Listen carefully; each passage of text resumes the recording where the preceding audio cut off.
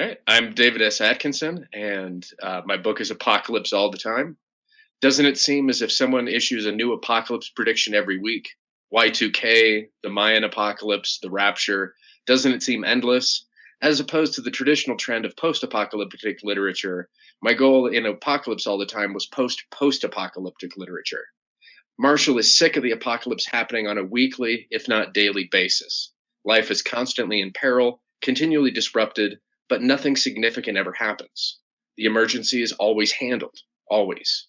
Marshall wants out, he wants it all to stop, one way or another.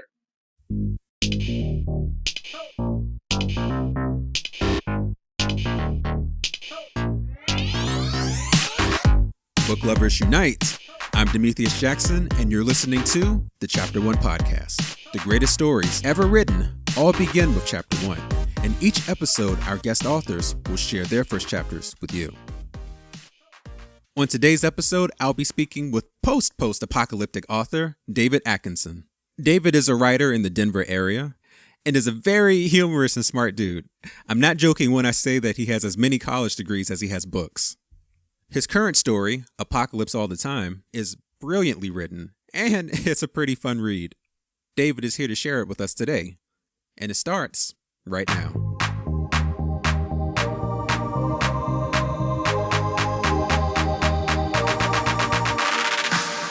Chapter 1. Someone ran into the room where Marshall had been sleeping. He'd been dreaming of being pursued by robed riders on skeletal horses. One person ran into the room, and then more people followed, their steps echoing everywhere. It got louder. He opened a tired eye, but he was alone in his apartment. The rumbling continued. Marshall was disoriented as he lay in bed. His body, always feeling a little oversized, seemed disconnected from up or down, rudderless. An earthquake. Marshall tried to remember if they were still on Earth. So many things had happened, it was difficult to keep track. If he was still on Earth, then it was only an earthquake. Otherwise, it'd be a something else quake. Same difference for what it meant, but the distinction seemed as important as anything else. It was at least as important as the fact it was happening, which itself wasn't a big deal. Marshall grabbed the side of the bed and tried to pull himself out from under the sheets. He let his body roll onto the floor and tried to stand. Nothing fell off of the walls, but only because Marshall had never bothered putting anything up. He started towards his front door. It was just the apocalypse, an earthquake apocalypse. The ground under people's feet would betray them. Great cracks would open and swallow up men without thought, without intention. Buildings would crumble, people would die, continents would shift, life would change forever. Marshall yawned. He rubbed sleep from his eyes. He ran a hand through his shaggy black hair. Then he emerged from his apartment. Sure, his pale skin made him seem like a naked mole rat tentatively greeting the day. Oh well. In the hall, a flood of people screamed and flowed towards the stairs, pulling Marshall awkwardly along with them. He couldn't be sure who was screaming. There were so many people everywhere. No one seemed to be yelling, but everyone seemed to be. It was disembodied screaming, and Marshall stopped thinking about it when he remembered he didn't care about who it was. The flow swept him down the cement stairs. No one took the elevators during an emergency. They were well trained. The flow surged Marshall downward. Some people tumbled, but only onto other people. No big problem. No one seemed to be getting crushed. There was that, at least. Then the shaking stopped. People looked around, Marshall along with them. Thousands of voices buzzed, probably trying to ask what was going on. Confusion. It all merged into a giant mass of noise thought. Indistinguishable sound like listening to all the broadcast stations at once. No message remaining in all the messages. Then the rumbling began again. Stronger. Marshall backed away as if piles of humanity weren't fornicating in all directions. It wasn't really shocking, though it startled him at first. At least it wasn't any more shocking than any of the other times it happened. Not everyone rutted. Marshall saw someone sucking down cigarette after cigarette, and some multiple cigarettes at a time. One man chugged whiskey, brown rivulets running down his chin. Last moments, the last thing people thought they'd be able to do. A store window shattered. Pillage. It struck Marshall as odd there was anything to steal. People weren't even looking at what they were grabbing, they were just taking. Marshall did nothing. No last cigarette, no last drink, no last orgasm. Not again. He looked around at everyone. Didn't they remember the last time? Then the sky blazed with light. It was the image of a man, elderly though not weak, on what looked like a throne backed by a room covered in deep blue velvet. Perfectly straight gray hair, facial hair, ordered in appearance. He wore stiff maroon long coat and breeches, with spiderweb cords and a light shirt of woven silver, as usual. All this was an impossible number of feet high. The projection covered the sky from horizon to horizon. Again, as it usually did. Malcolm. Marshall had been wondering when the amelioration broadcast would start. It seemed like it had taken a while this time. Citizens, Marshall's voice boomed from the sky. The people looked up from their piles. The bacchanalia halted. Marshall wondered how they handled the audio portion of the broadcast. The image was simply projected onto ever-present atmospheric moisture. There was no need for a receiver, no need to worry that anyone would be able to see. The audio, though. Marshall wasn't sure how they managed the audio so everyone would be able to hear. He'd never thought to ask. "Do not panic," the booming voice from the heavens continued. "Unknown geological processes at the core of the planet have rendered the surface unstable, creating a globe-wide series of seismic events. However, do not fear. The Apocalypse Amelioration Agency has the situation well in hand. We will save you all. There is no cause for alarm." Marshall heard a nearby crowd exhale a collective sigh of relief, though he couldn't imagine why. The agency always fixed things. This wasn't a surprise. Marshall agreed with being cautious, but actually being worried struck him as a tad melodramatic. "Top scientists are currently devising a solution to stabilize the anomaly at the core. Our drills will reach the necessary depth shortly, and we have every reason to believe we will then be able to reverse the geothermic reaction. Salvation will not be long now." Marshall tuned out and continued walking towards the outskirts of the city. The explanation was pointless, though the others he passed were eating it up. Something was wrong, it would be fixed. Beyond that, the details weren't significant. It'd probably never happen again, in the same way at least, and Marshall wouldn't be the one to fix it if it did. So why dwell on details? "Until we restore stability, all citizens should remove themselves from developed areas. Gather in the cleared zones bordering your towns and cities. Agency personnel will be on hand to implement order and answer any questions. Rescue skiffers will collect anyone trapped or buried under debris and bring them to centralized recovery points. Please do not worry about your relatives or loved ones. All will be safe and will be reunited with you soon. Concentrate on your own safety for the moment." Marshall doubted from what he had seen that anyone had been worried about friends or family. They hadn't stopped thinking themselves long enough to consider anyone else. Still, perhaps they would have later. Malcolm's image straightened. That usually signaled he was wrapping things up. "Again, remain calm. The Apocalypse Amelioration Agency has your best interests in mind. The Earth may end life as we know it, but we will march onward. We will adapt. We will begin anew. All will be well." As usual, Malcolm smiled. "Now, citizens, please proceed to those areas of safety. We have much work to do." The sky went dark, or seemed to. The sun still shone, but the extra illumination of Malcolm's image had disappeared. They were on their own again. People didn't freak out again, though. They collected themselves and began doing what Marshall had been doing all along, leaving town. It was different once they had had directions. Even with Malcolm no longer directly overhead, his orders seemed a solace. Everything had changed. Marshall shook his head. Of course people should gather in the cleared zones. Those were obviously the safest places in an earthquake. And, of course, the agency would stop the quakes if possible. That's what they did. He just couldn't grasp what altered for people when Malcolm came out and said it. Regardless, people were suddenly content. They chatted as they walked. The quake was still going on, but the tremors were weaker. They subsided, and people in the crowd joked about them. Marshall's mood darkened as everyone else's brightened. It wasn't the apocalypse. Marshall's feelings about that were pretty pragmatic. The crowd, however, depressed him. He wasn't quite certain why, and didn't particularly want to think about it. Whatever the reason, the people irritated him. He almost wished they were still rioting and he alone was proceeding to safety. He was horrified at himself. Quickly he rationalized he didn't want any of them harm. It wasn't that at all. It was only he wished he didn't have to be around them. He wanted to be alone. Marshall shook his head again when he realized he was justifying his own thoughts to himself. Then he made an attempt to stop thinking so much and simply followed the crowd to the cleared zone. After all, it was the apocalypse. Again. Well, thanks for joining me today, man. I'm really glad to have you on. Thrilled to be here. So let's just jump right into your book. The first chapter of Apocalypse All the Time introduces us to Marshall, who is an unassuming, regular guy who happens to live in an alternate world where every day there seems to be some type of catastrophe. what in the world is going on? And I mean that literally. Like, what is happening in the world he lives in?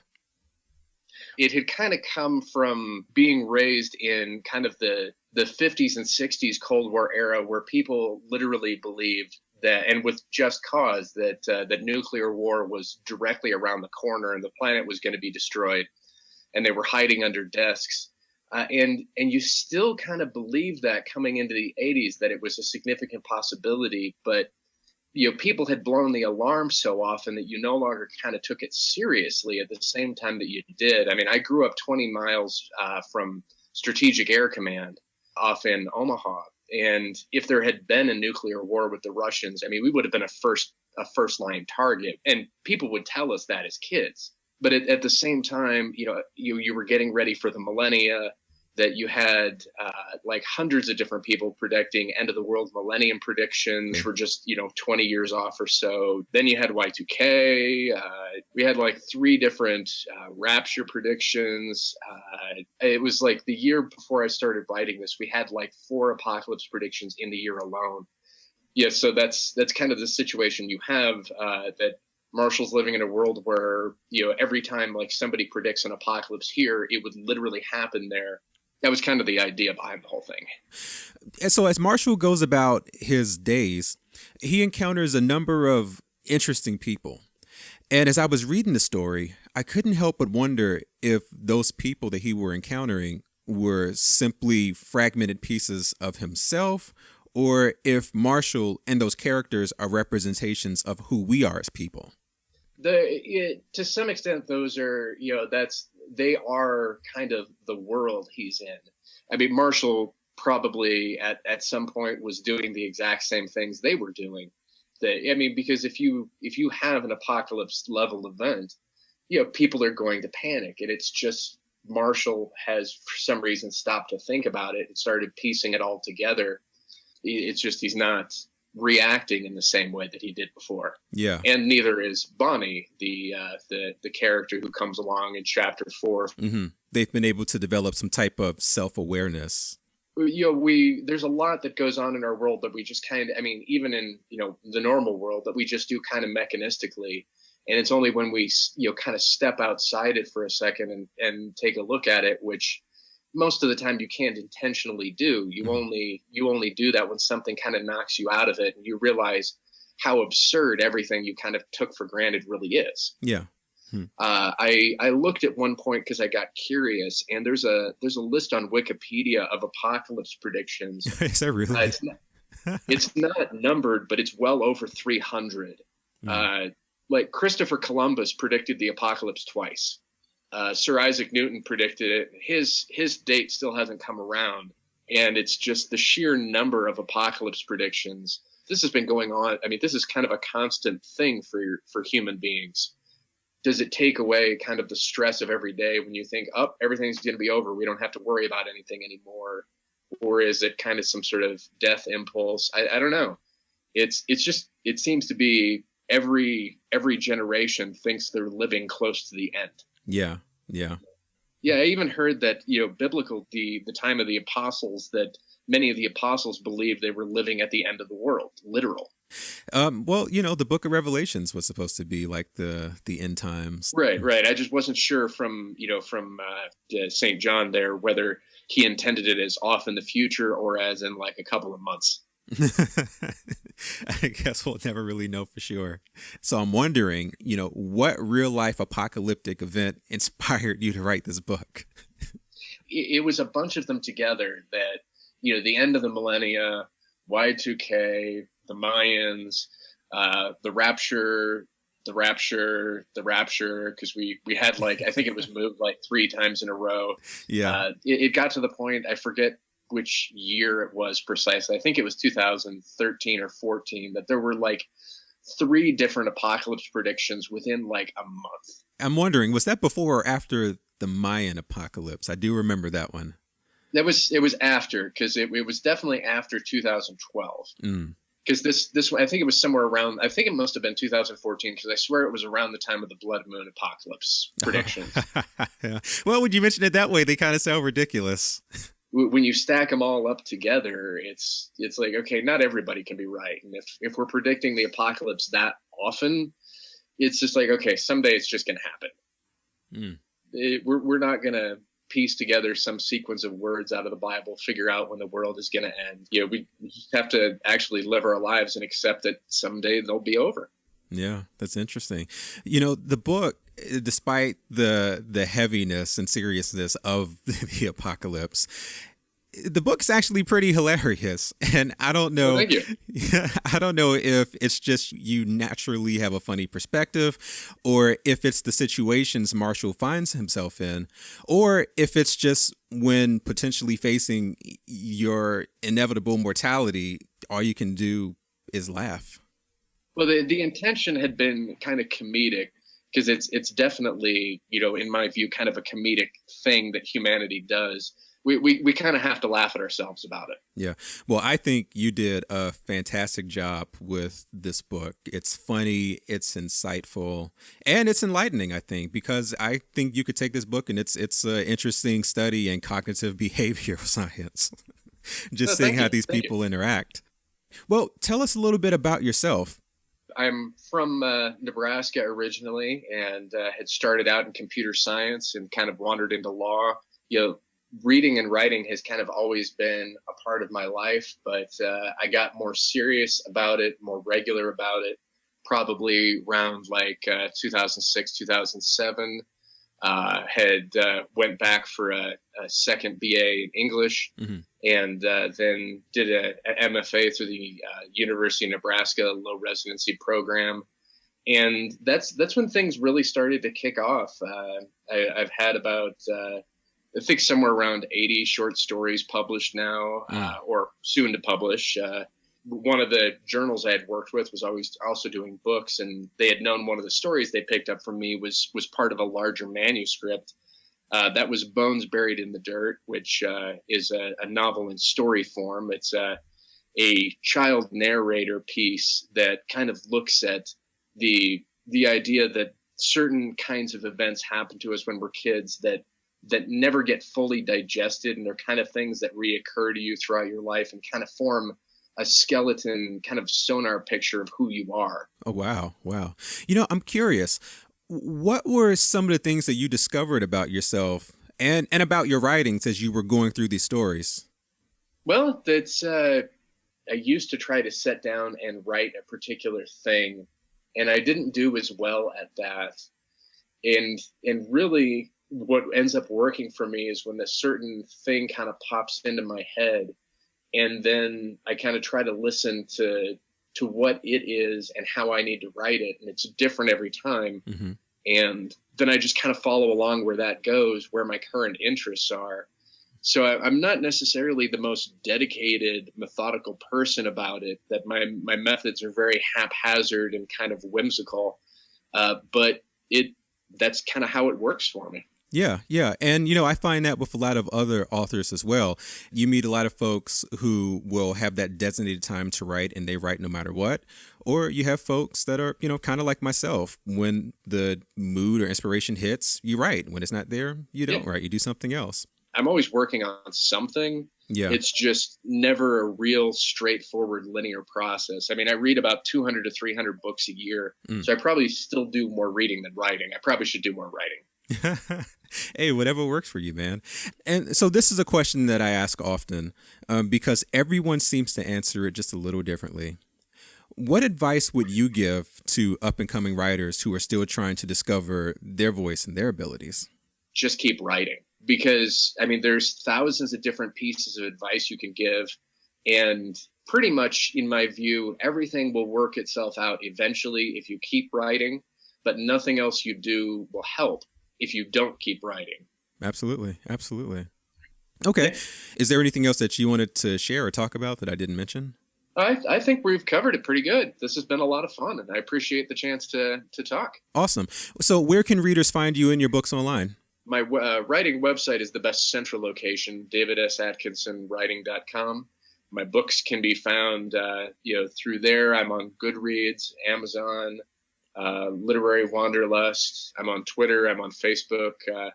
I'm I wander around everywhere, so if you go looking, you'll probably find me. Right on.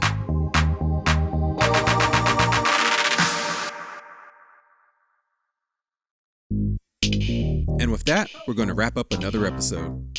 If you have a question or comment about this episode or any, or you know an author who you think would be a good fit for the show, let me know.